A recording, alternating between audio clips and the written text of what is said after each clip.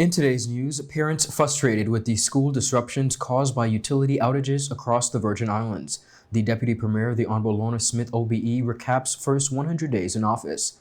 Paris is the goal, says DJIMON and ELDRED after Pan American Games. The BVI Barracudas win 20 medals at the VISF Swim Champs in St. Thomas. And UK Minister Mike Freer, MP, seeks UK and BVI partnership on justice issues related to the Virgin Islands. All this and so much more when 284 News returns. Some claim that the age of a true gentleman is far behind us, but here at 284 Media, we disagree. He may appear in different guises today, but the values and ideals that make him a gent still stand.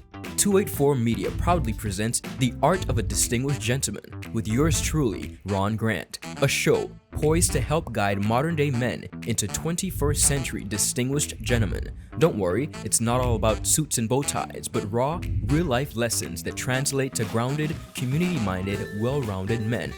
The Art of a Distinguished Gentleman, Season 5, a 284 Media production.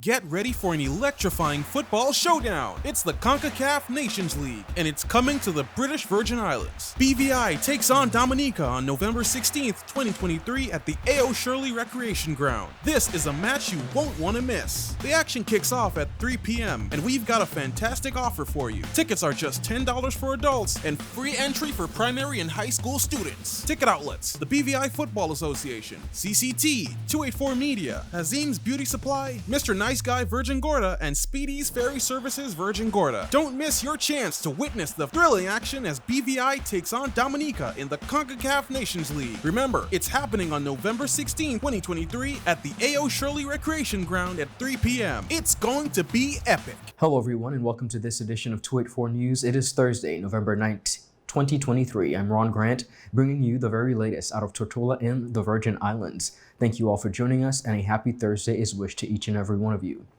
Parents in Tortola are voicing their concerns over the recent series of school closures caused by power and water outages. The interruptions to the school's day have caused significant inconvenience, prompting calls for better resilience in the territory's schools and improvements to the water and power networks. Speaking with 284 Media, a group of parents expressed their frustration following the sudden cancellation of classes at several schools, including the Elmore Stout High School, the Joyce Samuel Primary School, along with the Alexandrina Madru Primary School.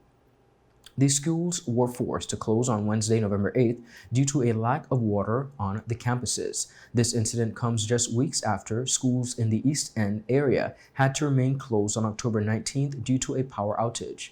Parents are calling for measures to ensure that every school on the island has sufficient water storage to keep at least one male and one female bathroom operational during a water outage. Parents also raised concerns about the speed of which they are informed about the outages and the subsequent cancellation of classes. They pointed out to difficulties they face in having to leave work unexpectedly to pick up their children and, of course, the lack of planned supervision. This situation has further highlighted the scarcity of public spaces where children can do homework or study in a safe environment, such as libraries and youth centers, which are commonplace elsewhere in the world. Parents are appealing to the relevant authorities, they say, to take action to make schools across the territory more resilient to utility outages and to continue to work diligently toward improving the territory's water and power networks as well as its infrastructure. They hope that these measures will prevent future disruptions to their children's education. UK Minister Mike Freer, PM, from the Ministry of Justice visited the British Virgin Islands between Sunday the 5th to Tuesday 5th November. Now viewers, the purpose of the visit was to visit officials and the minister to see firsthand the opportunities and challenges in the BVI justice systems and to identify areas to further partner with the UK. Now on Monday, Minister Freer met with the Premier, Dr. the Honorable Natalia D. Wheatley, and discussed overcrowding in the prison and the rehabilitation of offenders. He then visited the HMP prison at Balsam Gut with the Minister of Health and Social Development, the Honorable Vincent O. Wheatley, to see the facilities and hear from prison staff themselves. Minister Freer also met with the Commissioner of Police, Attorney General, Director of the Public Prosecutions, Prison Superintendent, and members of the judiciary.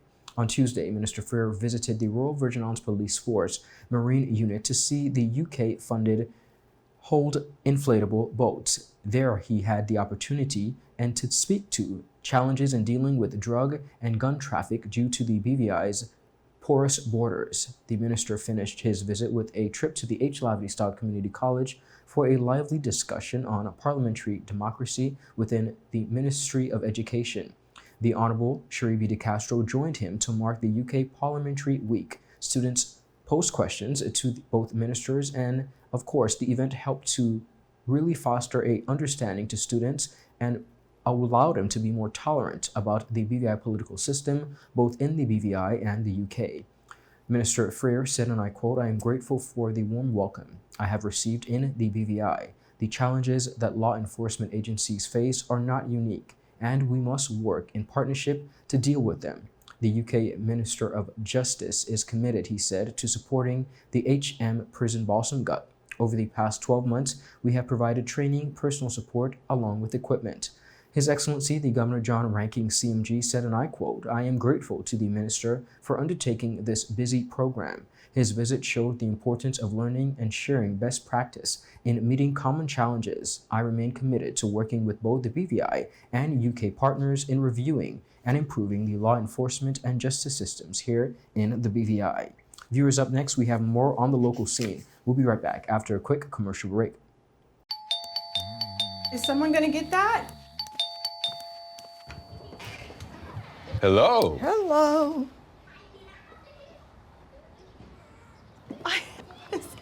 So nice of you to have cleaned up for us. Hi, baby. We're like in-laws that don't show up unannounced. Don't worry. I've got this. CG Insurance. Good like that.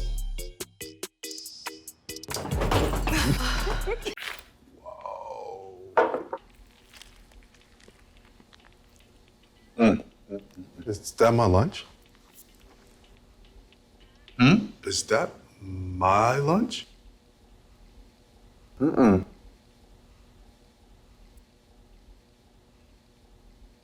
We're like the coworker that doesn't eat your lunch. I'm John. I'm John. CG Insurance. Good like that.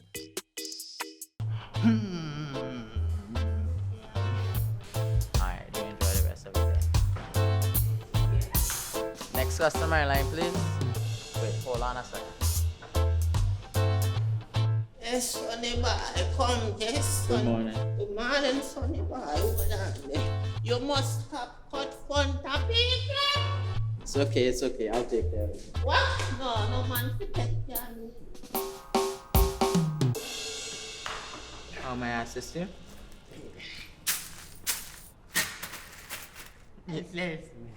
You want top of power? You want top of power?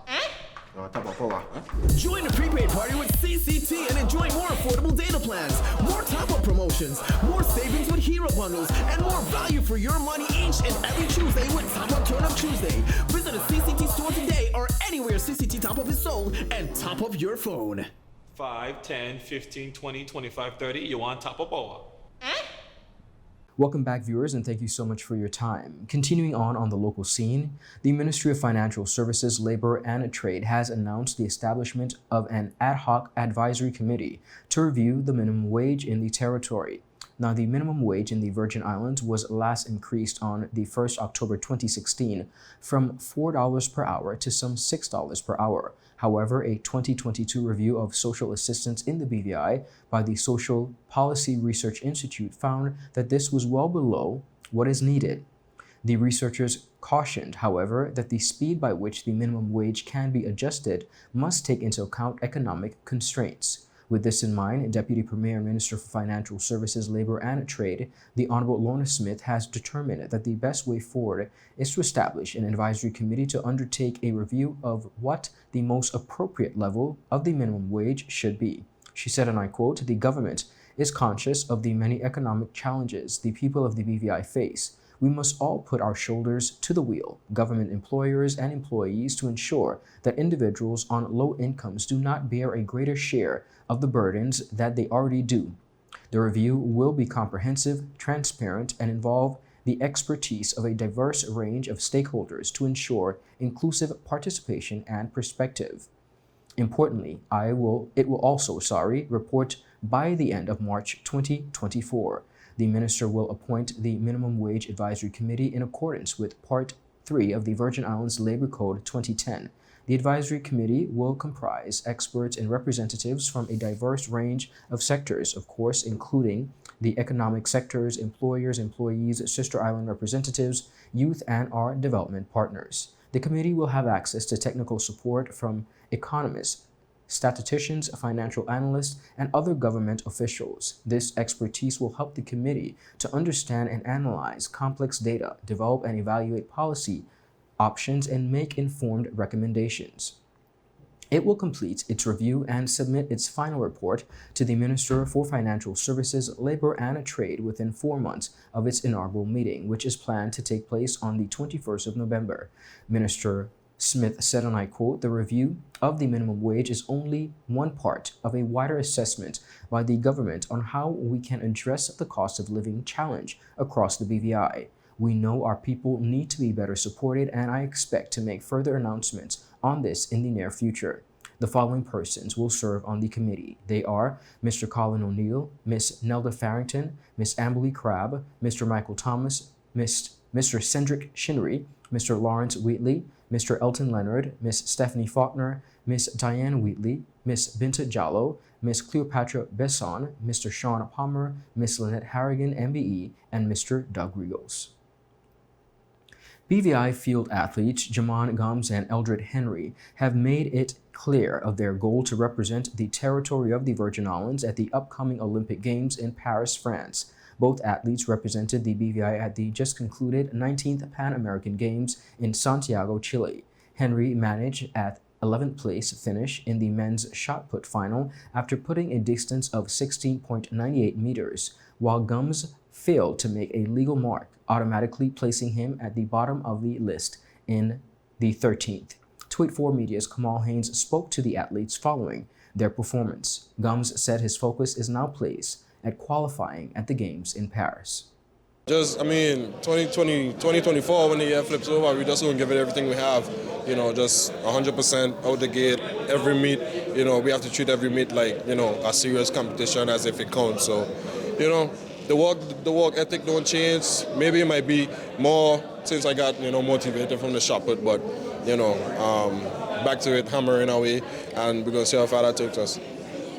Henry shared a similar sentiment, adding that his journey for Paris qualifications starts within a week. I got 1 week off when I get back to handle some personal affairs and right back into training to start my off-season training, so get ready for the upcoming season. I'm gonna attempt to do a couple of indoor meets to get that going so I could get back into things so I could get ready for outdoor, but Paris is the goal. Tune in to 284 Media's Tonight Just for the Record new episode, Just for the Record, the first 100 days in office. Now, viewers, the program brings you closer to the core of our democracy by providing elected members of the House of Assembly an opportunity to reflect on their first 100 days in office. Join us this evening as we welcome our guest, the Territorial At-Large Representative, Deputy Speaker of the House of Assembly, the Honorable Stacey Mathar. The last 100 days has been incredibly interesting and enlightening. I have been out of the public service for, I think, almost 20 years. So getting back into the public service I see our elected leaders as civil servants, public servants. So as a political person now, I've had to dig deep. I have helped people that are more tangible, or I should say more acceptable, in the bigger sense of it. Learning my role and where my perimeters are and how to work with my colleagues on both sides of the aisle as respectfully as possible is something that I'm learning to navigate and appreciate. Okay. Because I do think everyone genuinely wants to help the country. I am not eager to spend the government's money. So I want to make sure if I'm going to do something, which I'm pondering right now very heavily, how would it work and how would it benefit first the people of the territory and then myself. I think party politics, political agendas after April the 24th should have been put aside. Tune in to 284 Media tonight at 8 p.m. sharp for the full interview, only on CCT Live. Also, stay tuned on Facebook, YouTube, and 284media.com for the subsequent release there next week. Up next, viewers, we have more on the local scene. We'll be right back after a quick commercial break. This November, the sun rises on the northernmost island of the Virgin Islands and shines over an unforgettable 3-day experience. The Caribbean's most anticipated food festival, the Anegada Lobster Festival. The 24th to the 26th of November, the island's best restaurants present their best lobster dishes and other delicacies while you and 3,000 of your closest friends soak up the sun. Enjoy music from top bands, seaside activities, and win awesome prizes. There's nothing quite like the Anegada Lobster Festival. The 24th to the 26th of November. Book a room or catch a boat and be there. You'll see, it's the taste and fun you need.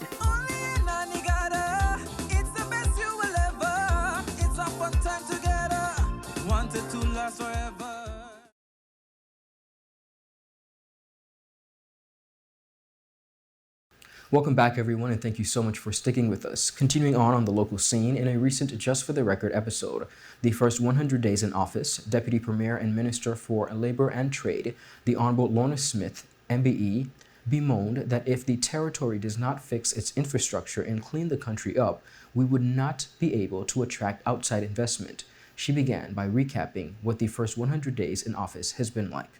Well, Ron, I am very grateful, first of all, to the people for having their confidence in me, in electing me to serve. And if I can begin with that evening, it was a very exciting evening when I realized that I had won. And won, as you said, with the second highest number of votes. I promised the people when we got into the House of Assembly, that first day that we were in the House of Assembly, I thanked them and I promised not to let them down. Okay. And so that promise continues. It's been it's been, how do I put it? It's been exciting. Okay. It's been hardworking. It's just never stopped. And there are challenges, of course. Mm-hmm. But if I could look at the good things that have happened to me in the first 100 days, I think within the first month of being elected, the Premier invited me to accompany him to the United Kingdom, to the Joint Ministerial Council. Yes. And at that meeting, I did invite the United Kingdom and the overseas territories to the British Virgin Islands so that we could host them at an illicit financial services. In fact, it's called an illicit finance dialogue. And that's happening to actually taking place at this moment. That's happening as we speak. And I hope that persons who are watching this would go online and watch the opening ceremony. It was very impressive. His Excellency the Governor spoke, the Premier spoke, and I spoke, as did the Deputy Head of the Foreign Commonwealth and Development Office. And we have representatives from as far away as Gibraltar. Mm-hmm. Bermuda didn't attend because of Hurricane Lee. But it's been going very, very well, and that finishes tomorrow. Okay, so that's just for the public's sake. That's September 12th to the 14th. September 12th to 14th. That's correct. Another thing that I'm very proud of is that I went from district to district within 2 months of being elected, and I met face to face with our businesses. In all 9 districts? And in all 9 districts. So I would say I met well over 200 persons, because if I include the financial services sector, which I also met with, and then I met with other persons not just one-on-one, but I had meetings with other sectors. And I heard from them directly what needed to be fixed in terms of government, in terms of government supporting them and providing the kinds of support and assistance that was needed. She spoke additionally about the challenges in governance faced. One of the areas that I have experienced in terms of challenges, you know, people have certain expectations. Sometimes you even make promises. Okay. And then you realize that it might take a little longer for you to deliver on those promises, or that the whole process is different. For example, before I came in, elected officials had access to a significant sum of money that was available for the public at their request. That would be through the public assistance Through the public grants. assistance grants, it's now called. But each elected member did have a certain amount of money that was available for them to give to the persons who are in need. Now, that has been removed completely. And so if somebody is in need of financing, and it could be significant, it could be $5,000, it could be $10,000, it could be smaller. If that is the case, then now they will have to go through the Ministry for Social Development. And I am quite happy to assist persons with that process. I'm quite happy to accompany them to the Social Development Department if they would like me to. I'm quite happy to assist them with filling out the requisite forms to get the kind of support that they need. But now, having said that, though, Ron, you know how people in the BVI are very private. Private, yes. And people, that's a good word. You know, they don't want to be seen to be asking persons other than the persons whom they elected for support. So while it is a more transparent process, it's a process that is not maximized in terms of people's, you know, ability to access it. Understood. Because people aren't always willing to fill a form or to go to the Social Development Department to ask for support. Now, viewers, all 13 members were contacted. Not all 13 accepted the invitation. We will, of course, keep you updated on the subsequent release of each episode, highlighting the successes and shortcomings in the eyes of the elected representatives who are now in their first 100 days in office. For the full interview, visit our Tweet4 media platforms. The much anticipated return of the popular series, The Art of a Distinguished Gentleman, hosted by yours truly, has finally arrived with the premiere of the 5th season. The first episode aired last evening on Wednesday night. The British Virgin Islands' very own NBA basketball player, HODGE, was the featured guest in episode 1. As you know, in King Garden Bay, the basketball court was in my backyard, so basketball was always there for me, you know what I'm saying? Like, I always had it right there, but I never truly wanted to do basketball. Okay. So growing up, all my friends in King Garden Bay, we all go on the basketball court. We did everything but play basketball out there. We did soccer, we did volleyball, we did dodgeball, you know what I'm saying? So growing up, it was just having a basketball court. But my cousin and my uncle, they played basketball for the local leagues, for the national team. So I always watched them on. And having a basketball court in my backyard, like, we used to go out there and just play it. Like, it was just get some shots up, the 3-on-3, 2-on-2. But it was never the serious I wanted to do in my life. And I played with my grandma, Genevieve Myers. She put me in my first basketball league at 12 years old with all the King Army boys. She built a team with all of us, and we put us in our first league. And I was one of the best players, so I made it to the national team. And that's where it all started. It all started on just being on the basketball court with my friends and my grandma putting us in the league just to keep us out of trouble. And it just went from there, and it was just all uphill. And just never looked back after that.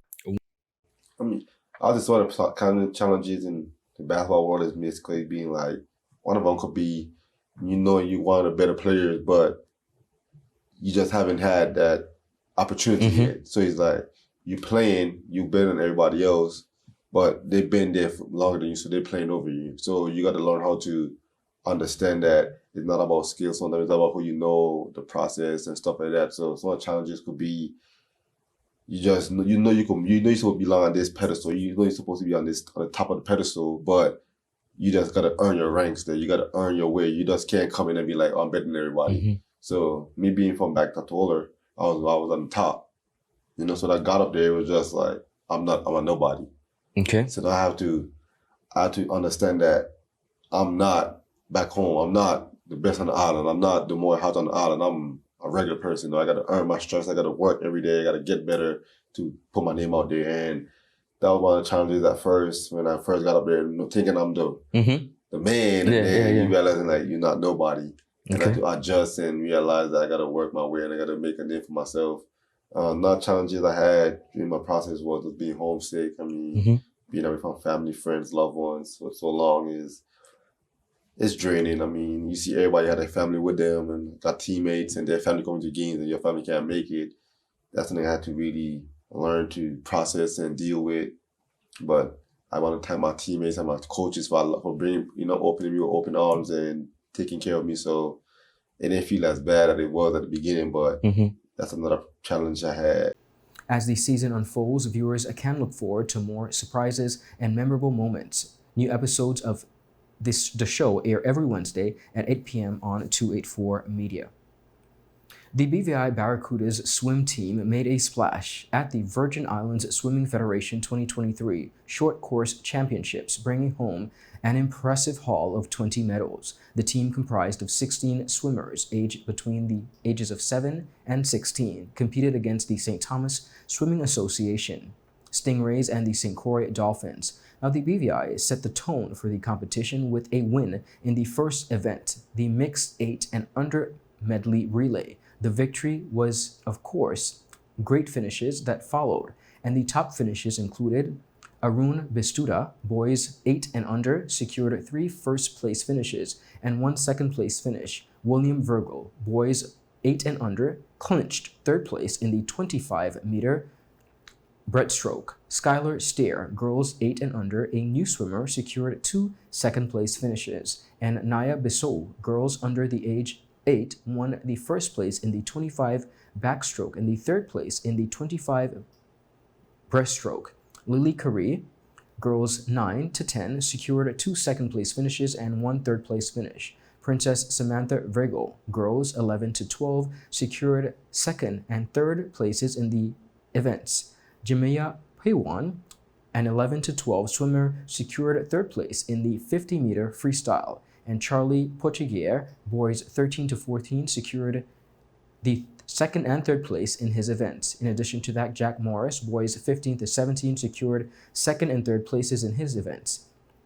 Despite not having a training pool or flags to train with, the BVI team, which mainly trains in the ocean, which occasionally sees sessions in the pool, achieved many new personal best times. They also competed in the new events for the first time, including the mixed 8 under boys and girls freestyle relay and girls 8 under freestyle relay. In a Facebook post sharing the details of their participation in the event, the BVI Barracudas swim team extended to them Banana Kid Restaurant for allowing time once a week for training. And they also thanked Nanny Key for providing the team with 3 sessions in their pool in the week before the championship meet. The team's success was also credited to the generous support of sponsors who helped with travel, accommodation, and other expenses for the meet. Sponsors including ATU BVI, Conyers, Capriccio de Mar, Aquatic Rentals, the BVI government, and other individual sponsors. Congratulations to that wonderful comrade of swimmers who have represented the BVI extremely well, despite not having the facilities that they need to in order to succeed. Viewers, that is it for today's news roundup. Be sure to follow us for your daily news updates at 284media.com, and of course, like us on 284media and 284BVI on Instagram and Twitter. I'm Ron Grant. I'll see you again tomorrow. Have a safe and enjoyable evening. A happy Thursday is wished to each and every one of you. Goodbye.